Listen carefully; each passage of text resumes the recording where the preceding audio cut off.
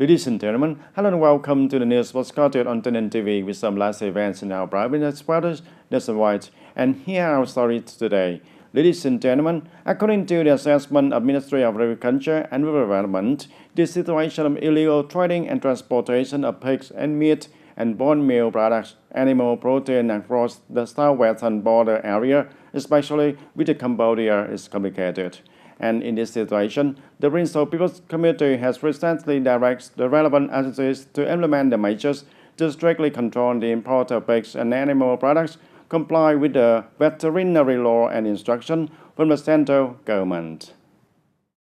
In this situation, the Principal People's Committee has recently directed relevant agencies to implement the measures to strictly control the import of pigs and animal products, comply with the veterinary law and instruction from the central government.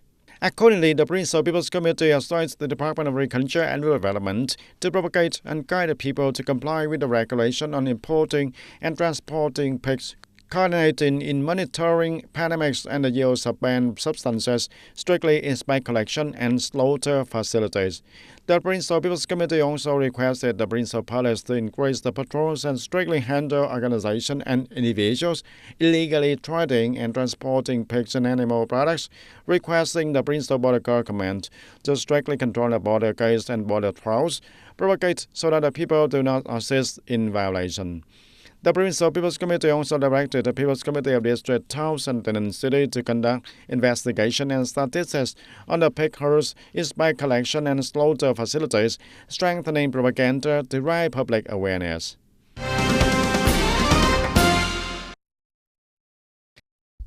In 2025, the provincial agricultural sector sets a target of striving for a GITP growth rate of 4.5% or higher. At the same time, many tasks and solutions are identified to achieve this goal. Accordingly, in 2025, the provincial agricultural sector will focus on promoting the application of science and technology in crop and livestock production to increase added value, meet product quality standards, and meet export requirements, increase the attraction of investment projects, especially the strong development of livestock, develop agriculture associated with green growth. In addition, the agricultural sector also implements 11 agricultural extension models, focuses on innovating and developing forms of production and business organization in agriculture suitable to the specific conditions of each locality, product, and industry, promotes the implementation of forms of cooperation, production linkage, and consumption of agricultural products according to the value chain, increase the attraction of enterprises to invest in high-tech growing areas. And ladies and gentlemen, in order to improve the quality of life for the people, TayNinhTV province is determined to complete the goal of eliminating on temporary and dilapidated houses for the people with revolutionary contribution, the poor household and the near poor household in the province by the second quarter of 2025. After reviewing, by the end of 2024, the whole province still has nearly 1,500 multi-dimensional poor and near poor households, and nearly half of them are households with the revolutionary contributions and poor and near poor households facing housing difficulties in need of support and assistance. And to achieve the goal of completing the elimination of the temporary and dilapidated houses in the province in 2025, at the launching ceremony of the elimination movement, eliminating temporary and dilapidated houses, held last December, the province mobilized for 50 billion Vietnam dong from the many businesses, units, organizations, and individuals to join hands in implementing the program. And to date, localities have compiled a list of eligible households and organized disbursement of supported resources.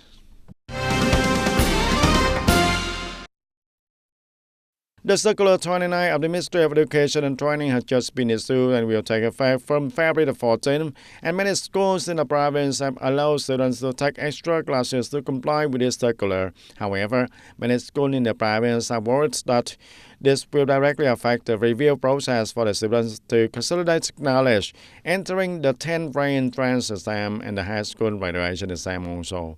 In the face of this situation, some schools have proposed temporary solutions while waiting for instruction, such as arranging teachers to teach insufficient review hours for students or providing free review for students, etc. And the Department of Education and Training is drafting and advising the Principal People's Committee to issue the new appropriate regulations on on extra teaching and learning and will soon implement them in the near future. The early insurance of a unified guidance document will help schools be more proactive in supporting the students to consolidate knowledge for upcoming exams. And ladies and gentlemen, in the joyful and exciting atmosphere of the first day of the new year of the snack of 2025 on February 15, the TayNinhTV Countrymen Association in Ho Chi Minh City held a traditional meeting, and it is very meaningful activity contributing to connecting TayNinh people far from home join hands to build the homeland TayNinh increasingly prosperous. This is a meaningful activity contributing to connecting TayNinh people far from home, joining hands to build the homeland TayNinh increasingly prosperous. The spring meeting is an annual traditional activity organized by the Liaison Committee of the TayNinhTV Countrymen Association in Ho Chi Minh City in coordination with the TayNinh Provincial People's Committee.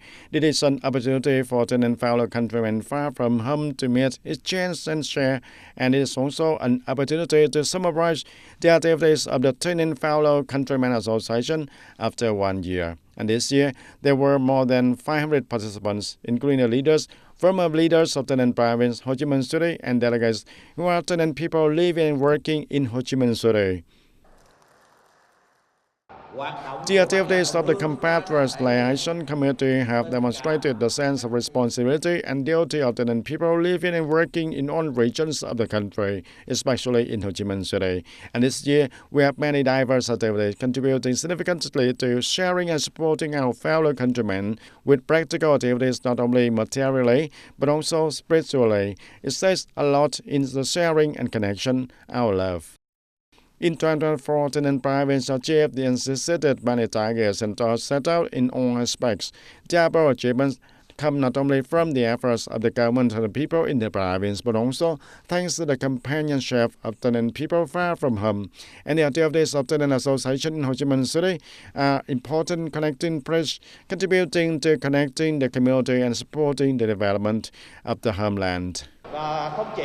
And not only the party committee, the government, and the people of TayNinh are striving, but TayNinh also highly appreciates, acknowledges, and hopes that the people in all parts of the country, especially in Ho Chi Minh City, will continue to accompany and share with the party committee, the government, and the peoples of TayNinh in the development process, especially through the association, business association, and other clubs also. At this year meeting, the Liaison Committee of the TayNinh Association in Ho Chi Minh City organized a longevity celebration for the elderly over 80 years old and awarded scholarship for 30 TayNinh students in significant circumstances. And the delegates attending the meeting also contributed to the association's scholarship and talent promotion fund and donated funds for the Fund for the Poor of TayNinh Province.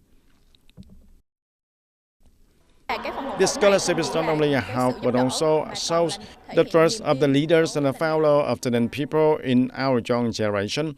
And with the spirits of continuing to repay, I really hope that in the near future, I can use my knowledge and experience to share with the next generation of TayNinh students. In 2025, TayNinh Province has many tasks and targets to enter a new era with the whole country, and that is a challenge, but at the same time, it is the aspiration to develop of the province. And in that journey, every TayNinh child, no matter where they are, wishes to contribute a small part through action, responsibility, and solidarity to build their homeland TayNinh to become a more civilized and prosperous.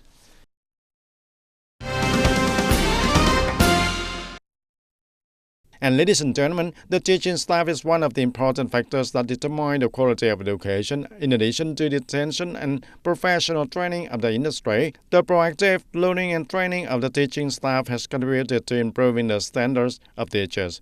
And to ensure the efficient number of teachers, the Department of Education and Training of TayNinh Province has reviewed and assessed the human resource needs at the educational institution, promptly supplemented and transferred teachers, lecturers, and managers to units that are still lacking, and up to now, the majority of teachers in the province have a university degree or higher level, of which there are over 250 teachers with a master's degree, 2 teachers with a PhD degree. In addition, the Department of Education and Training also regularly organizes training courses on innovative teaching methods, application of information and technology, and effective implementation of the 2018 General Education Program.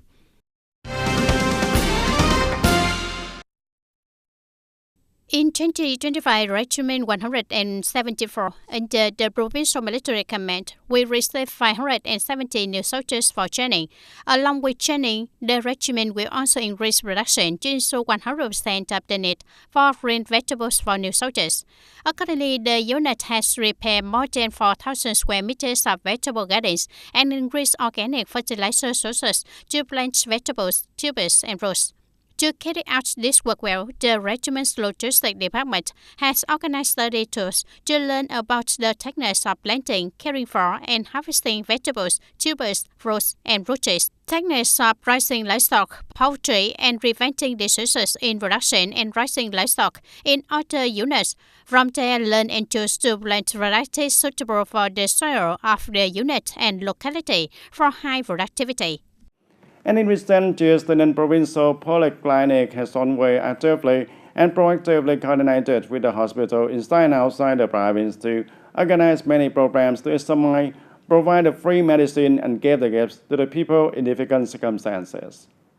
Most recently, in Thanh Bình Commune, Thanh Bình District, the provincial polyclinic coordinated with the April of 30th Hospital under Ministry of Public Security to organize examination, provide free medicine, and give the gifts to the people in difficult circumstances in the area, and thereby it has partly shared the difficulties and reduced the cost of the medical examination and treatment costs for the people here.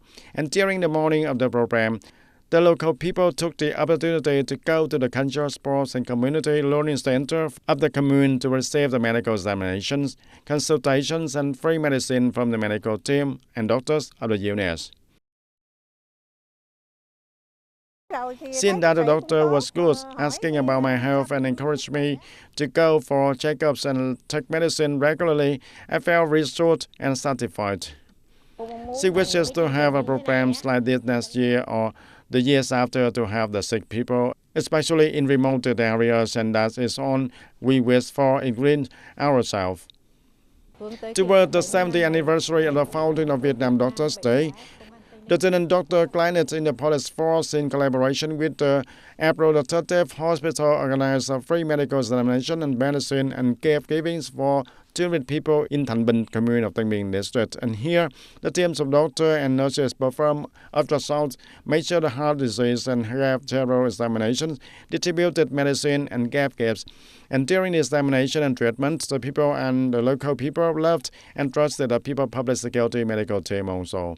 And through examination and treatment, the doctors and nurses promptly detected and advised on how to prevent and treat some major groups of diseases such as high blood pressure, osteoarthritis, flu, cardiovascular, respiratory, and skin diseases.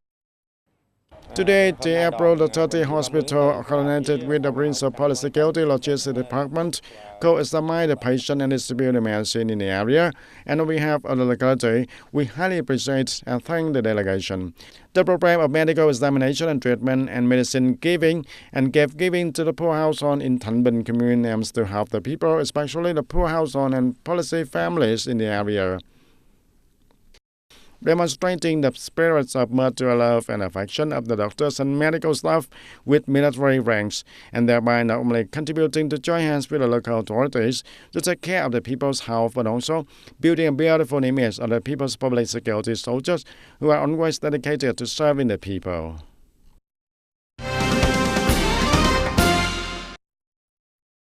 And on the afternoon of February 14th, and the group discussion on supplementary projects on the socio-economic development in 2025, delegates had many opinions on the growth target of 8% or more.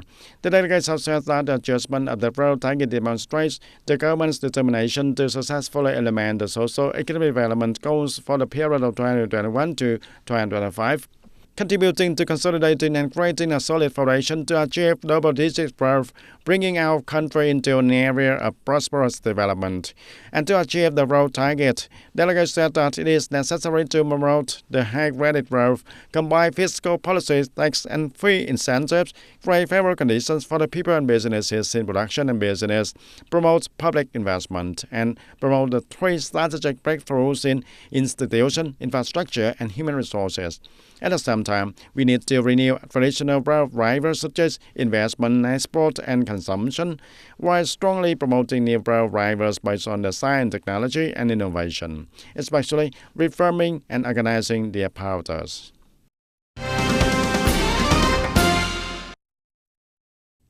Local Border-Gate Customs Branch said that in early 2025, import and export of goods through the Border-Gate was quite stable, reaching a turnover of nearly $135 million. To facilitate businesses, the authorities have arranged enough forces to ensure quick custom clearance of goods, even during the Lunar New Year, especially for fresh goods, roads, and ornamental plants for it. The number of vehicles cleared through customs maintained an average of over 390 vehicles per day, of which 100 vehicles per day were exported and 290 vehicles per day were imported. In 2025, local province has directed the relevant agencies at the Border-Gate to continue to accompany businesses creating favorable conditions for import and export of goods, especially agricultural products from Vietnam to China. At the same time, continue to cut administrative procedures, handle procedures quickly and smoothly to better serve custom clearance and immigration activities. And discussing the draft resolution on the National Assembly on piloting a number of specific and special mechanisms and policies to develop the urban railway network system in Hanoi and Ho Chi Minh City, the National Assembly deputies agree on the necessity and the urgency of issuing a resolution to create a legal basis to promote the central investment community and many rules and synchronously develop the urban railway network in the two cities.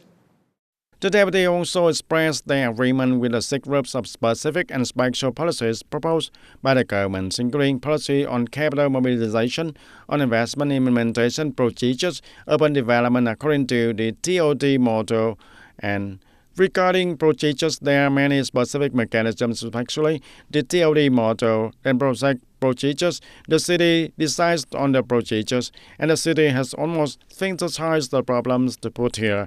I think it is very good writing conditions to implement the urban railway network system in Hanoi and Ho Chi Minh City. In addition to having mechanisms and policies to encourage domestic enterprises, some opinions also agree that special policies are needed to develop the railway industry, transfer technology, and train human resources. And citing the reality in the past 20 years, both Hanoi and Ho Chi Minh City have only deployed and put into operation for 40.5 kilometers out of a total of more than 1,100 kilometers according to the plan. And a delegate emphasized that without specific mechanisms and policies, the set goals cannot be achieved. In addition, delegates also proposed the need to update and supplement a number of mechanisms and policies to serve the exploitation and operation after investing in urban railways. And that's all for today, TTV News. Thank you for being with us, and goodbye for now.